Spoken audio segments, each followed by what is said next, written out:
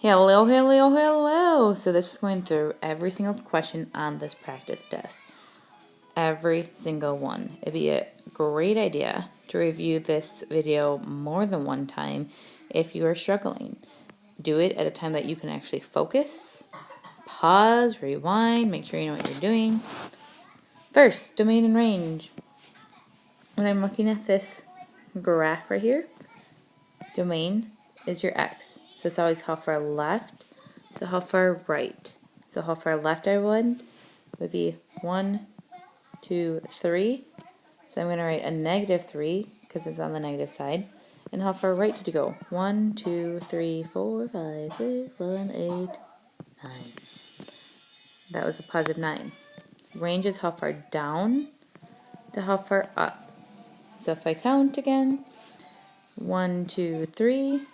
So down 3 and up 1, 2, 3, 4, 5, 6, 7.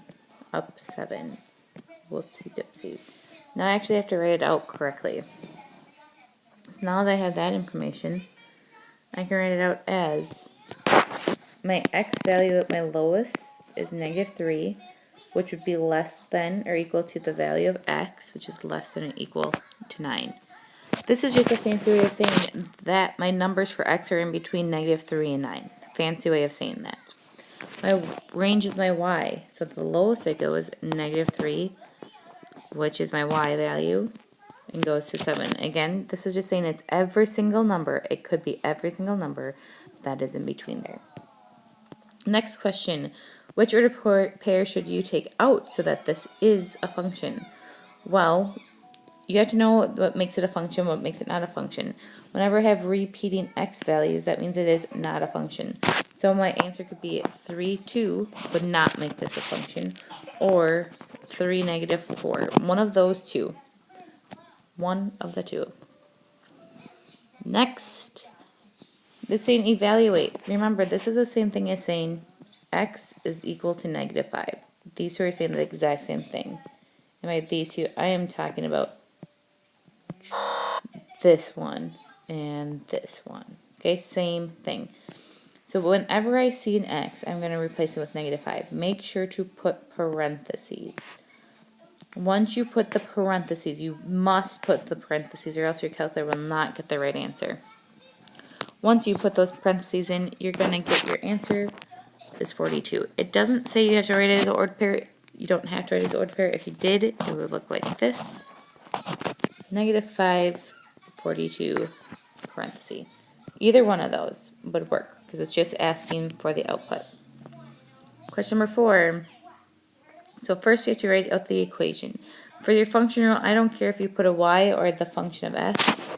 So I'm going to just put a y here.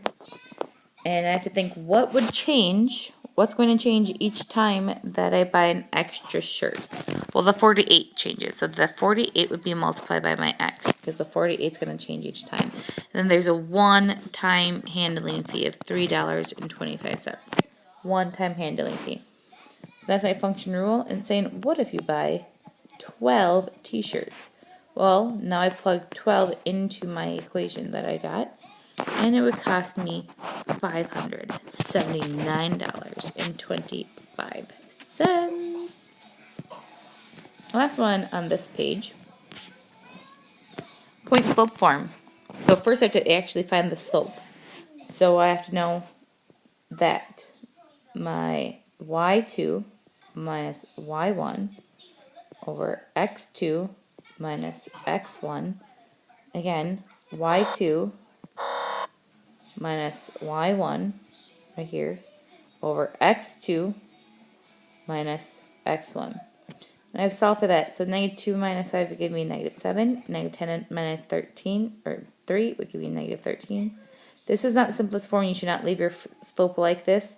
This is the same thing as 7 over 13 because it's negative divided by a negative. So I have two different answers here. I have y minus 5. I'm using this one first is equal to my slope. And then x minus 3. I have to make sure to leave those numbers together. Or I could have written y plus 2 because it would be a minus a -2 is equal to my slope, and then x plus 10. I would accept either one of those two problems. Next paper, next page is what I want to say. Question number 6. I have to find slope intercept. So slope intercept is y equals mx plus b. So you have to figure what the m is and what the b is. B is always going to be your, come on, right here. B is always going to be on the y-axis. Whatever number, the point that's on the y-axis. So this is my b, my y-intercept. So my b there is, I go down 3, so my b is equal to negative 3. And my slope, if I start here, I have a rise of 1, 2. It's always up and down first. So that's a positive 2 and a run of 1, 2, 3. Positive 3. So then my m would be equal to 2/3. My final answer then, I have to actually write it as an equation. Y equals m x plus b. That's it for that one. Question number 7. Oh, look it, there's bold, underlining, capital letters there. Oh, I wonder why.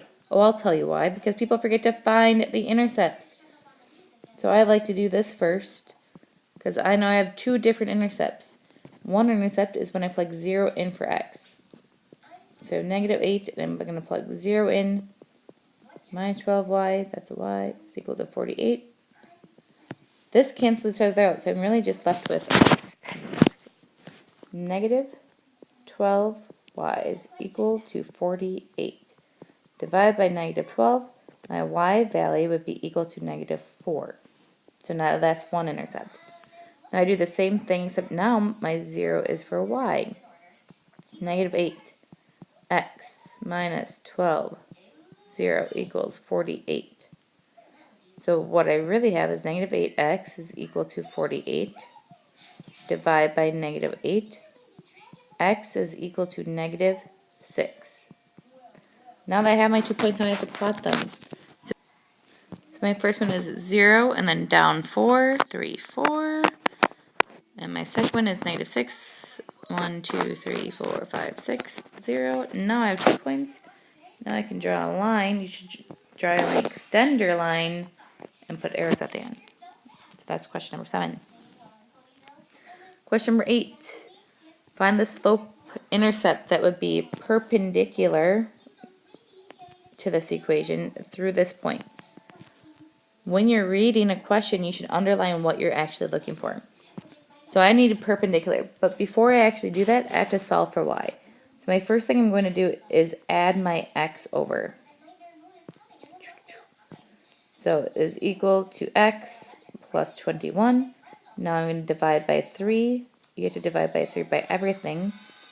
So y is equal to, this is the same thing as 1/3. When you are dividing, that's like a fraction, plus 7. I only really care about this right here, because it's saying perpendicular to this. Well, this is my slope, so then perpendicular to this, my m should be equal to a negative 3. So it's opposite, so this one should be negative, because my given slope here is positive, and flip it. And my point is given to me. I do not care about this at all. This has nothing to do with my problem here. So I use my point slope formula. Y minus y1 is equal to my slope x minus x1 plus plus. Distribute. Y minus 2 is equal to negative 3x minus 12. Add the 2. My final answer would be y equals negative 3x minus 10. Next page. Okay, this first one, you have to use a graphing calculator. If you're not sure how to use this graphing calculator, you must come in before school, after school. Make sure you ask me in class at some point, but not during the test. Ask me in the class before you actually take the test. If it's in years, only if it's in years you change it. Only if it's in years. So this is in years. I'm going to change my first one 0. 85 is 5 years away from 1980. 90 is 10 years away. 95 is 15 years away. 20 years away. and 25 years away. So these are the numbers I'm going to put in from my L1. Stat. Push enter to edit. L1, L2. Again, L1, L2. And then you have stat. Arrow over to calculate. And then go down to 4, linear regression. You keep pushing enter until you get your A and your B. And your equation speed always runs to the nearest hundredth. Y is equal to 29.14x plus 1,000. Move this over a little bit. 485.71. So, next question is saying, what will be in 2023? Well, first, I know this is my x value, because that's what I plugged in for my L1. If I didn't plug in my years, I made sure it was based off of 1980. So I'm going to subtract 1980 here. Subtract 1980. And that will get me 43. So what I'm actually doing is using my equation, 29.14 times 43 plus 1,485.71. Because you're plugging in your 43 in for your year. You plug that into your equation, you should get either 2,738 or 739 memberships. And my last one. When should I expect 2,500 members? Now this is my Y value. So 2,500 is equal to my equation. So it's 29.14x plus 1,485.71. So we have to first take 2,500 and you're going to have to subtract the 1,485.71. I don't know what that number is off the top of my head. And then you're going to have to divide by 29.14. You would get that x would be equal to 34.8. We don't actually want to have the 0.8 because this is your 34th year. Remember, 1980 was your 0 year. So you have to add on the 34. It would be in year 2014.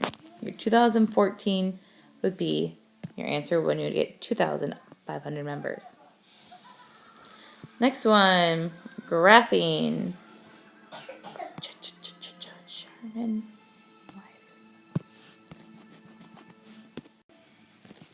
So graphing.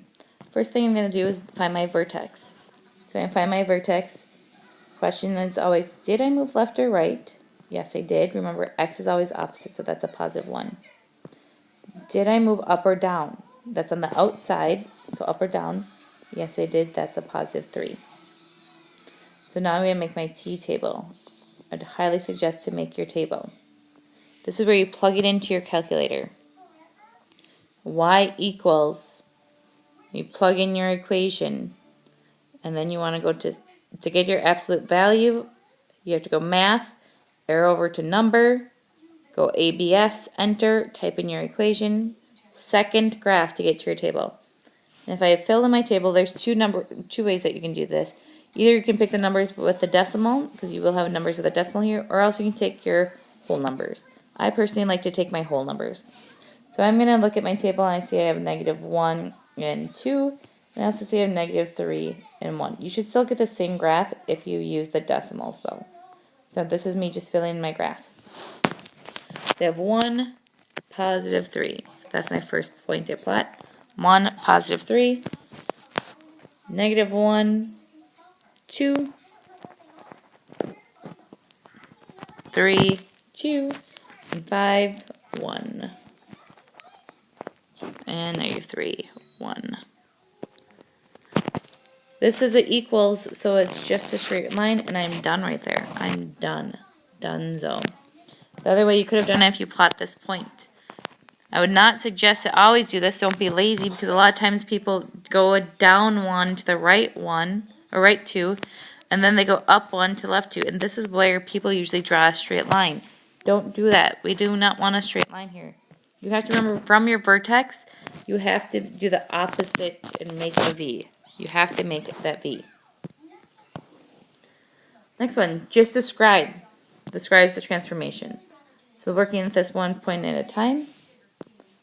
The negative, this negative right here is going to be reflect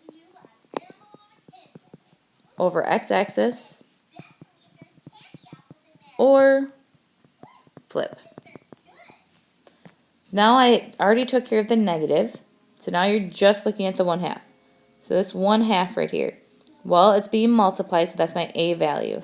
This number is less than 1, so this would be a shrink. Oops, of 1/2. Now I'm on the inside. Inside moves my x. On the inside of my value, it moves the x. This is always opposite. So my x moves left and right, but if it shows negative, it's actually moving positive. So if it shows negative, moving to the right. So then I have right 7. And finally, this one's on the outside. It's not included in the magical box. It's on the outside. It is as shown. It's a straight shooter. It's always telling the truth. So think of my X lies, my Y's always tell the truth. So then this would be up, because the Y moves up and down 3. Write out my equation. Just like when graphing, you have to be able to know what the A is, and you have to know what the vertex is. So first I'm going to write my vertex. My vertex is always the point where the V is created. So this vertex, if I look here, is 1. Always left and right first. So 1, 2, 3, 4, 5. So I'm moving left 5 and 1, 2, down 2. Now I'm going to look at for my A. When you're doing your A, remember you want to look at your axis of symmetry, where it cuts it in half. You always take this first point, your vertex, you always want to look at the right-hand side. So it's up 2, so this was a 2, and a run of 3. So my A would be 2/3. So then my answer is Y equals, because it's a straight line, or it's a solid line and there's no shading, solid line, no shading, my A is 2/3. That's a 3. It's an ugly 3, but it's a 3. Absolute value, did I move left or right? Yes, I did. Remember, X is a liar, so it's always opposite. And I moved down 2. Y is a straight shooter, always tells the truth. That's your equation. And graphing this.